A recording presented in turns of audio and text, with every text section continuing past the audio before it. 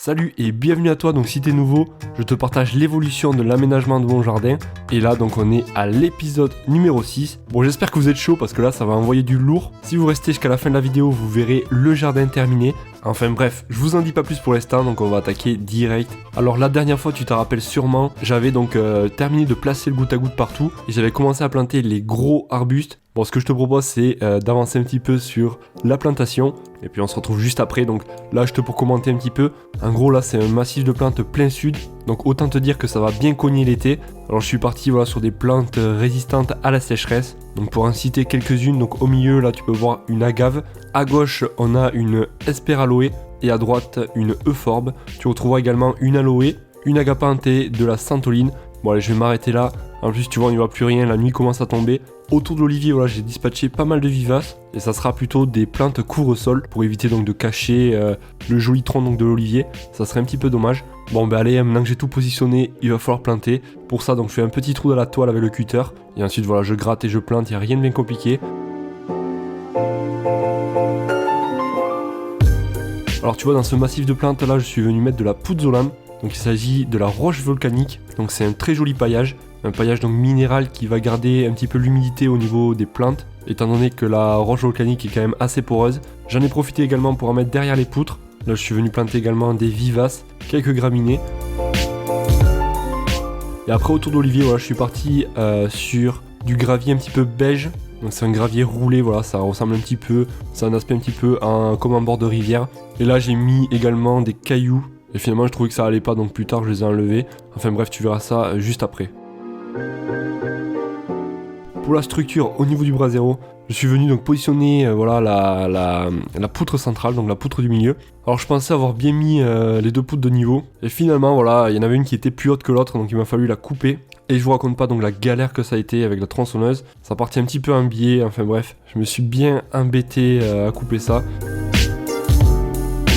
Alors pour que ce soit plus joli, voilà, je l'ai poncé grossièrement. Ça permet qu'elle soit plus lisse. On la positionne avec mon frère et puis je suis venu donc la fixer. Pour la fixer, voilà, j'ai utilisé des équerres, donc j'en ai mis plusieurs.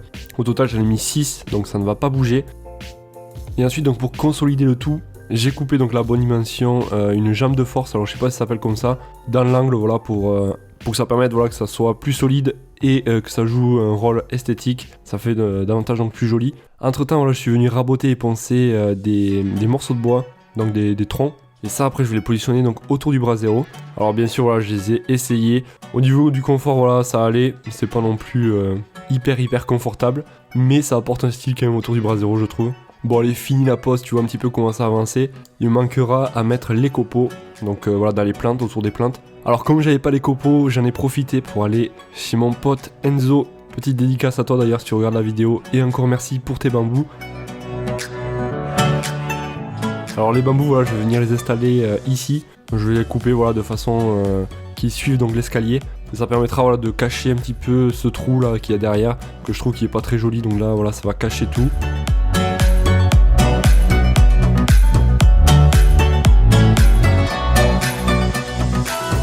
Ça c'est terminé, il me faudra ensuite venir les fixer au-dessus pour pas qu'ils se cassent la gueule. Et je voulais également faire une ganivelle. Donc voilà, une ganivelle c'est ce que l'on trouve un petit peu en bord de mer. Au début voilà, je voulais en acheter une, mais voilà, quand j'ai vu le prix, je me suis dit ça sera peut-être mieux de le faire en bambou, car c'est quand même pas donné. Donc voilà, après je me suis mis à faire ça, donc les uns à côté des autres derrière l'olivier.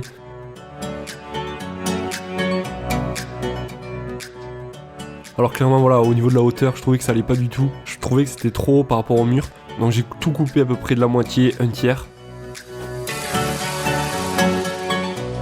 Et je me suis arrêté donc au niveau de la bordure. Alors tu vois, pour que le gazon il se densifie bien et qu'il s'étale bien, il faut venir le tondre. Surtout dès que c'est un jeune gazon. Après voilà, 2-3 semaines dès qu'il a commencé à germer. Donc voilà, c'est ce que j'ai fait avec ma vieille tondeuse qui fonctionne toujours. Et entre temps voilà, j'en ai profité pour mettre de la grosse pouzzolane en bas, car il m'en manquait. Et j'ai également mis les copeaux partout. Donc tu vois un petit peu le style que ça fait. Et le gros avantage des copeaux, c'est que ça va garder l'humidité. Ça va se décomposer dans le temps, donc ça va améliorer la qualité du sol. Et c'est entièrement naturel, donc on n'a pas besoin de toile tissée, de toile plastique. Là voilà, vous posez ça directement sur le sol. Et il faut mettre donc une bonne épaisseur, minimum je dirais 10 cm, pour éviter que les mauvaises herbes donc viennent à trop se développer. Alors j'en ai profité également pour faire le bassin le petit bassin voilà, que l'on avait creusé. Donc je vais t'accélérer ça, voilà, et c'est pas fini encore. Ça sera pas trop un bassin en fait, ça sera plutôt une zone humide, car j'ai pas envie voilà, d'avoir des moustiques l'été. Donc l'hiver, le bassin sera rempli d'eau. L'été, voilà, ça va garder l'humidité, mais il n'y aura pas donc de l'eau qui va stagner en surface. Je t'accélère ça et puis je vous montre un petit peu le résultat final.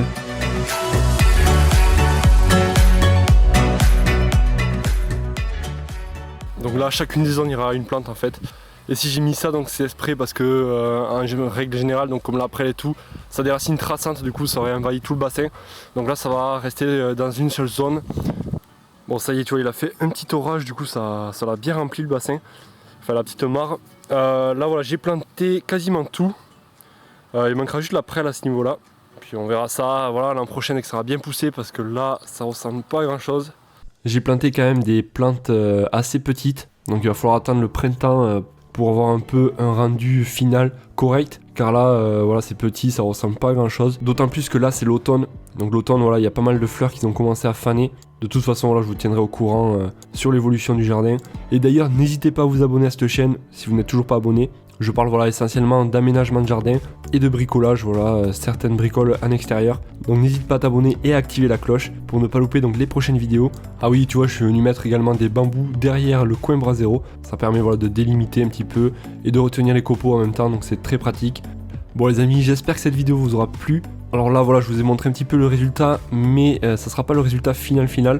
Dans le prochain épisode, je filmerai donc la nuit et je viendrai donc installer tout l'éclairage, les rubans donc qui vont éclairer le mur, les projecteurs au niveau de l'olivier. Je te ferai un petit avant-après, donc ça sera vraiment l'épisode à ne pas rater. Donc pour ne pas louper la prochaine vidéo, abonne-toi. Et si tu es impatient, tu peux aller directement sur mon compte Instagram. Donc c'est action création-du-bas.